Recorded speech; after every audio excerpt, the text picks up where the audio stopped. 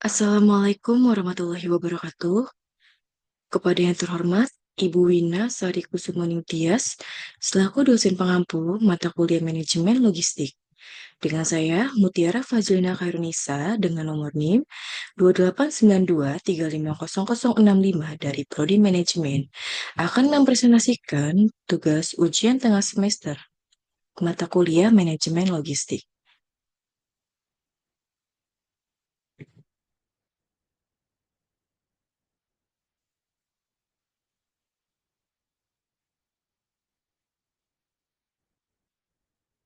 Unsur-unsur yang terlibat dalam logistik.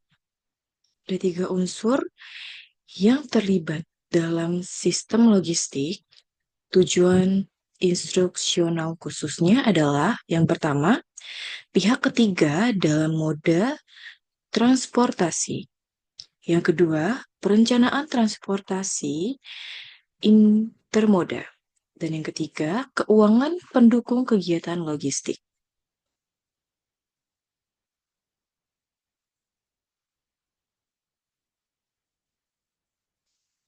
Pihak ketiga dalam moda transportasi.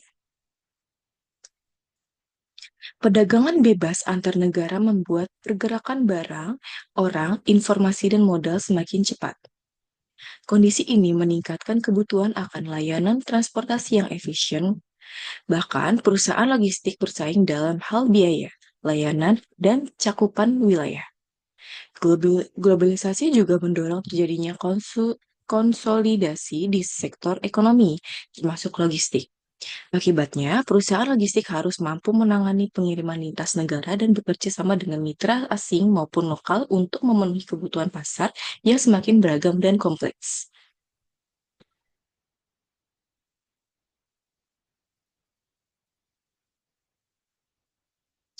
Pihak Dua pihak dalam kegiatan transportasi produk. Yang pertama ada shipper atau pengirim, yaitu perusahaan atau pihak yang menghasilkan produk dan memerlukan jasa transportasi untuk mengirimkan barang ke pasar tujuan karena alasan tertentu. Karena mereka tidak melakukan pengiriman sendiri dan tidak memiliki armada transportasi. Dan yang kedua, karir atau pengangkut atau kurir, yaitu perusahaan yang memiliki dan mengoperasikan armada transportasi untuk mengangkut barang milik shipper ke tujuan.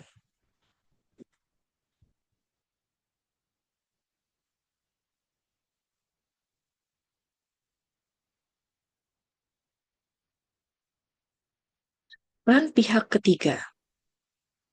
Pihak ketiga dalam transportasi adalah perusahaan jasa yang membantu memenuhi kebutuhan pengiriman barang memiliki shipper, terutama ketika shipper tidak memiliki armada sendiri karena pengangkutan bukan bagian dari bisnis utamanya. Peran pihak ketiga ini seperti perantara yang menghubungkan antara pemilik barang atau shipper dengan perusahaan pengangkut, yaitu kurir. Meski tidak memiliki sarana transportasi sendiri, mereka memiliki akses informasi yang luas tentang berbagai perusahaan angkutan sehingga tetap mampu melayani kebutuhan pengiriman.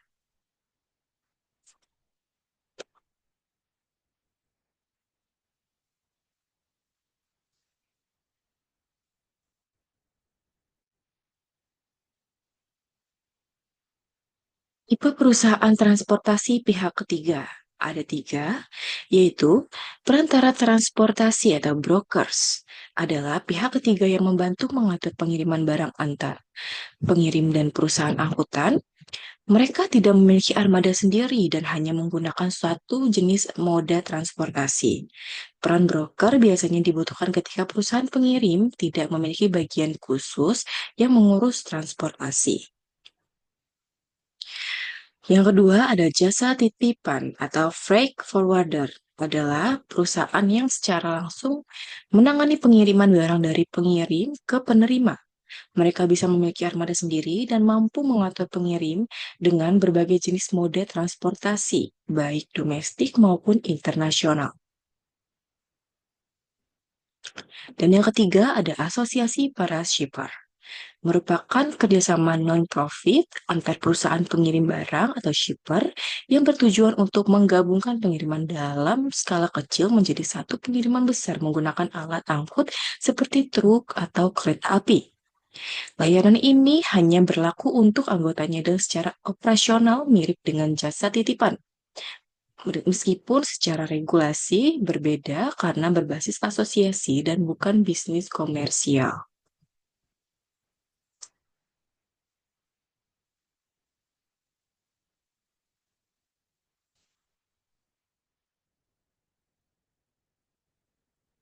Tipe perusahaan transportasi pihak ketiga.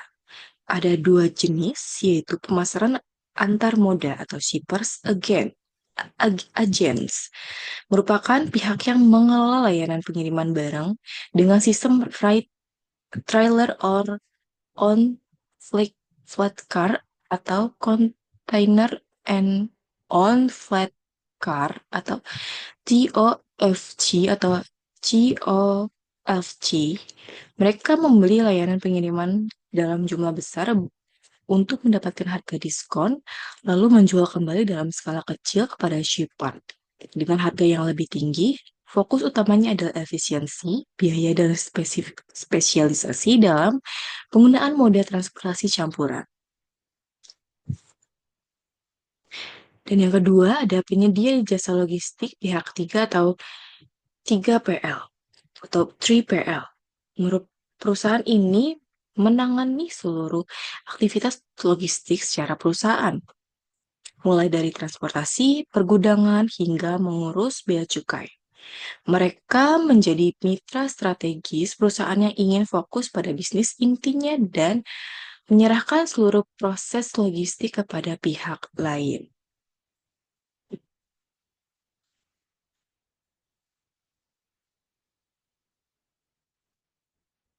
Kesimpulan, Lorem ipsum dolor sit amet, dilengkap saja. Lanjut, perencanaan transportasi intermoda. Perencanaan sistem intermoda melibatkan integrasi berbagai moda transportasi yaitu darat, laut, udara, atau kereta agar perpindahan barang dan orang jadi lebih efisien. Kunci utamanya adalah jaringan fasilitas seperti terminal, pelabuhan, jalan tol, hingga teknologi informasi yang bisa berasal dari pemerintah, swasta, atau hasil kerjasama. Tahap perencanaannya rencana jangka pendek dan panjang sesuai kebijakan negara, menyusun rute, jaringan, dan fasilitas intermoda, menentukan kepemilikan atau kerjasama fasilitas, menyediakan transportasi yang aman, ramah lingkungan, dan hemat energi, menyusun indikator kerja atau benchmark, menyusun anggaran dan kebutuhan SDM, dan mempertimbangkan untung sampai rugi penggunaan outsourcing. Risiko utama meliputi biaya awal yang besar, sistem pengawasan kompleks, inefisiensi moda, perbedaan regulasi antar negara, hingga masalah reputasi mitra lokal di wilayah terpencil. Transportasi intermoda yang sukses adalah yang hemat biaya, minim resiko, dan tetap ramah lingkungan.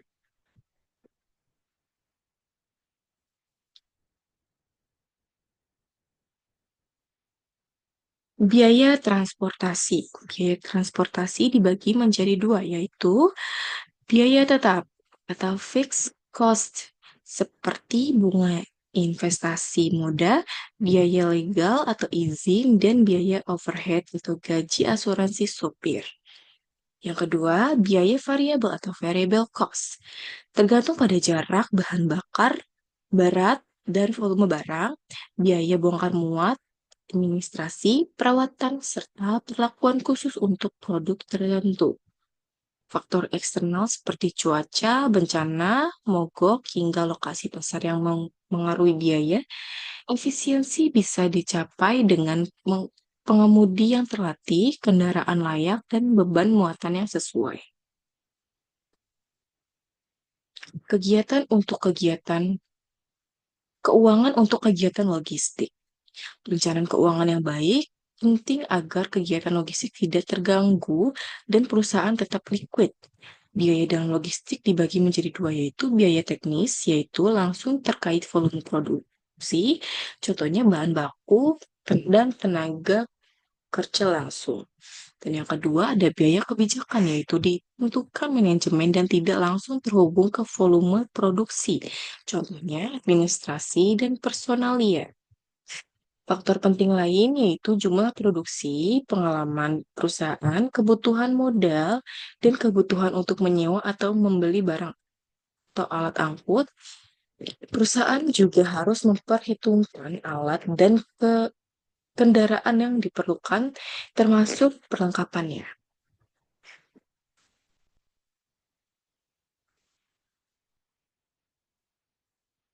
Kasus dan solusi mengapa Indonesia tertinggal di bisnis logistik Asia Tenggara.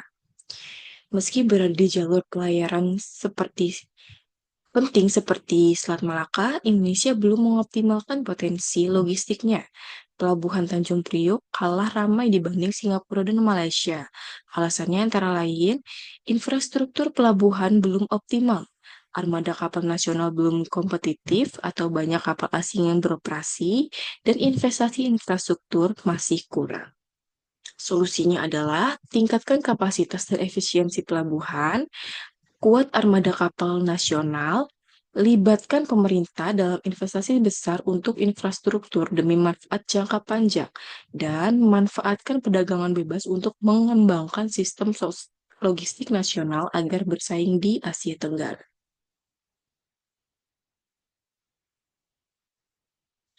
Unsur-unsur yang terlibat dalam penanganan dan penyimpanan. Tujuan instruksional khusus yaitu peran persediaan, konsep dasar persediaan, sasaran pengelolaan persediaan, pengendalian persediaan, kontrol dan audit, dan kasus dan solusi. Pengelolaan persediaan dalam rantai pasok. Persediaan diperlukan karena adanya ketidakcocokan jumlah atau waktu antara pasokan dengan permintaan. Ketidakcocokan ini sudah biasa terjadi di industri manufaktur, jasa, grosir, distributor, dan toko-toko eceran, di mana persediaan digunakan untuk antisipasi masa yang akan datang. Pentingnya persediaan dalam rantai pasok adalah mampu meningkatkan jumlah permintaan yang bisa dipengaruhi melalui produk yang tersedia dan pada saat pelanggaran memerlukan dan pada saat pelanggan memerlukan mengurangi ongkos dengan mengelola skala ekonomis yang mungkin diperlukan selama produksi dan distribusi.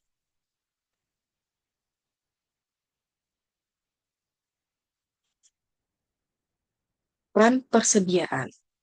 Persediaan punya dua peran utama yang seringkali saling bertolak belakang.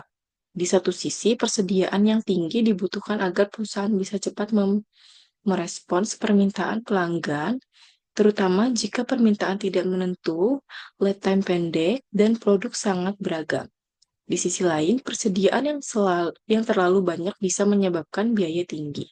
Maka, perusahaan harus pintar-pintar mengambil keputusan atau trade-off.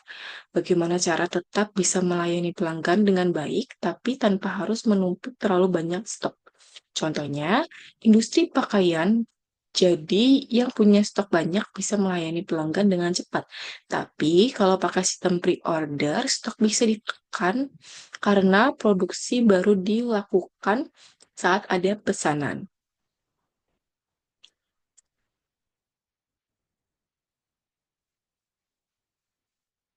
Konsep dasar persediaan. Persediaan merupakan ongkos yang tidak bisa dihindari karena kita tidak bisa memastikan apa yang akan terjadi pada perusahaan yang akan datang. Untuk itu, diperlukan keterampilan manajerial dalam mengatur persediaan.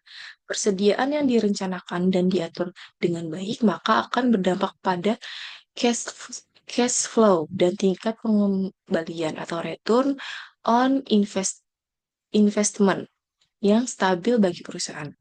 Fungsi utama persediaan yaitu membantu produksi dalam jumlah besar agar biaya lebih murah atau skala ekonomis. Lalu ada menjaga keseimbangan antar pasokan dan permintaan, mendukung efisiensi proses produksi, jadi cadangan saat permintaan dan tak terduga, dan menjadi penyangga antar satu titik distribusi ke titik lainnya. Jenis-jenis persediaan. Menurut Douglas M. Lambert tahun 1958 bahwa kategori persediaan meliputi tiga, yaitu cycle stock atau persediaan utama yang digunakan untuk produksi atau penjualan rutin. Contohnya, jika penjualan setiap hari untuk produksi tertentu adalah 20 unit dan lead time selalu 10 hari, maka untuk setiap siklusnya tidak memerlukan persediaan. Lalu yang kedua ada in-transit inventory, yaitu barang yang sedang dalam proses pengiriman. Dan yang ketiga ada safety atau buffer stock, yaitu cadangan untuk jaga-jaga kalau permintaan tiba-tiba naik atau pengiriman telat. Jenis-jenis persediaan menurut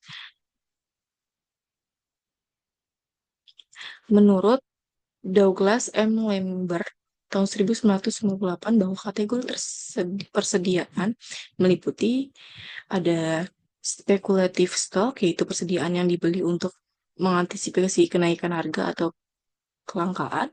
Yang kedua ada seasonal stock, yaitu stok musiman biasanya disiapkan sebelum musim ramai. Dan yang ketiga adalah dead stock, yaitu barang yang tidak laku dan sudah kadaluarsa.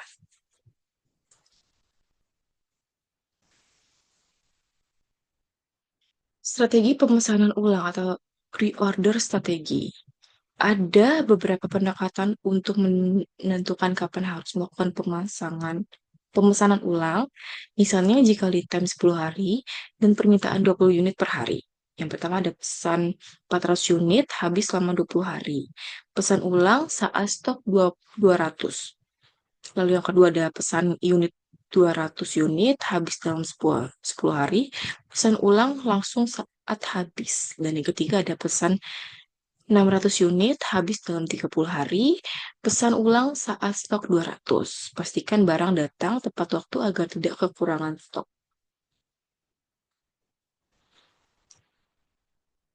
Siapa yang terlibat dalam pengelolaan persediaan?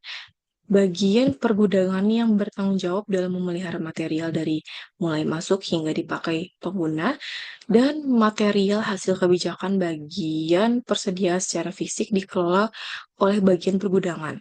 Bagian pembelian atau purchasing, ukuran dan saat pemesanan yang diputuskan oleh bagian persediaan harus ditindaklanjuti dengan pembelian ke pihak vendor, dan kegiatan ini adalah tanggung jawab pihak purchasing. Pihak purchasing melakukan pencarian dan penyeleksi vendor mana yang pantas menjadi rekan dengan menggunakan kriteria yang telah ditetapkan perusahaan. Lalu ada bagian keuangan, adalah bagian yang bertanggung jawab dalam menyediakan dana yang diperlukan untuk pembelian barang yang diperlukan pengguna.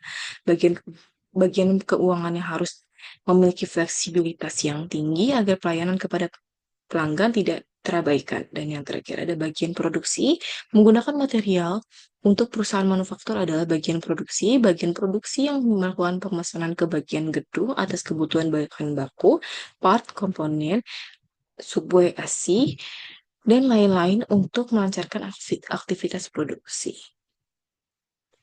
Sasaran utama pengelolaan persediaan. Pengelolaan persediaan bertujuan agar stok tidak terlalu banyak atau boros dan tidak untuk juga kekurangan atau mengganggu layanan.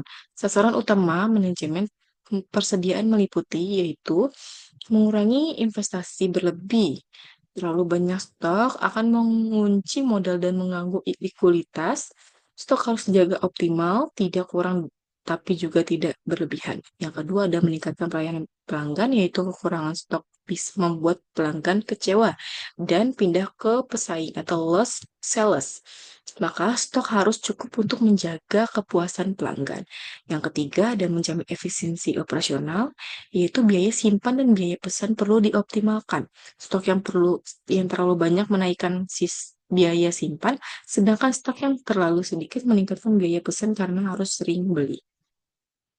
Yang keempat ada mendorong perputaran stok atau inventory Turnover. Stok yang cepat berputar berarti barang cepat laku dan bahan baku selalu segar. Ini menandakan operasional berjalan sehat. Yang kelima ada menjaga mutu barang. Produk yang terlalu lama di gudang bisa rusak atau kadaluarsa. Stok yang terjaga akan menjaga mutu dan meningkatkan kepuasan pelanggan. Dan yang terakhir, yang keenam, ada menjaga hubungan dengan pemasok. Hubungan baik dengan supplier membantu kelancaran pengadaan bahan baku dan komponen. Ini penting untuk berkelanjutan produksi. Keberlanjutan produksi. Pengendalian biaya persediaan. Dalam mengelola persediaan, perusahaan akan menghadapi tiga jenis biaya utama. Yang pertama ada biaya simpan yaitu carrying cost, termasuk biaya gudang, tenaga kerja, listrik, dan modal yang mengendap. Semakin banyak stok, semakin besar biaya. Yang kedua ada biaya pesan atau order atau setup cost, termasuk biaya transportasi, administrasi, dan komunikasi. Jika pesan sering dalam jumlah kecil, biaya bisa tinggi. Dan yang terakhir ada biaya kekurangan stok atau shortage cost. Terjadi jika stok habis, bisa menyebabkan produksi berhenti atau pelanggan tidak dilayani. Akibatnya ada kerugian peluang dan kehilangan laba. Kontrol dan audit persediaan. Audit stok penting untuk memastikan data sistem sesuai dengan kondisi nyata di gudang. Ada dua metode utama, yaitu periodic counting atau audit berkala. Dilakukan secara rutin, misalnya setahun sekali. Semua stok dicek, biasanya saat operasional dihentikan sementara. Tapi kelemahannya, kalau ada kesalahan, sudah terlanjur menumpuk dan susah dilacak.